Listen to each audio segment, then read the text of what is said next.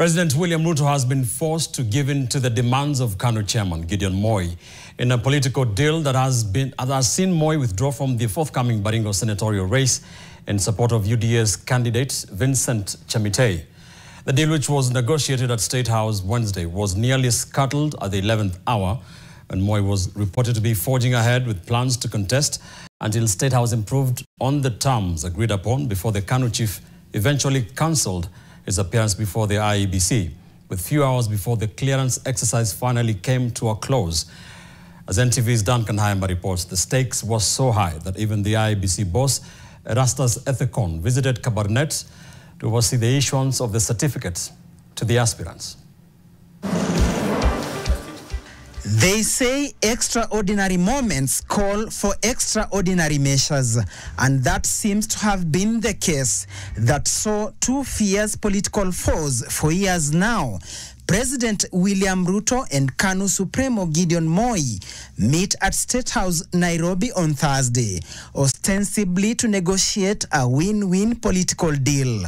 For Gideon Moi, an opportunity had presented itself to revenge his 2022 senatorial seat loss to UDA come November 27th by election. While for President Ruto's ruling party UDA, steering a possible loss in its Rift Valley backyard would have spelled political doom ahead of the crucial 2027 showdown, with less than 2 years to go, amidst the growing one-term threat or pressure championed by young voters or Gen Zs as well as the opposition. To erect an altar.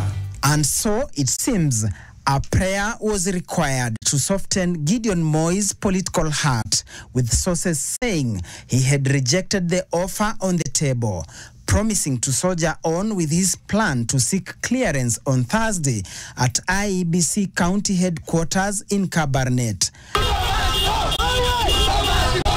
And to prove his point, he marshaled his supporters, who painted the town red the better part of the day as they waited for his arrival. When his allocated time came in mid-morning, the younger Moi was a no-show, but his supporters remained put with the word that he would show up later in the day. Kama kuna mtu ama kitu ambaye imefanya Gideon asikuje, kama ni mtu, tunaomba hiyo mtu aachilie Gideon akuje apeane papers yake. Na kama ni kitu, tunataka tujue ni kitu gani imefanya Gideon asikuje kupeana makaratasi. Gideon Moi ni kingpin wetu wa Baringo. Na sisi kama watu wa Baringo tunaangalia mbele. The president is said to have accepted Moi's demands that include protection of former President Moi's family interests in the energy sector that eventually saw KANU pull out of the race, but not without a fight from his supporters on the ground. So hostile was the ground for the UDA aspirant that he had to get to the IEBC Center by chopper to present his papers for clearance. Moi's supporters had blocked all routes in Cabernet.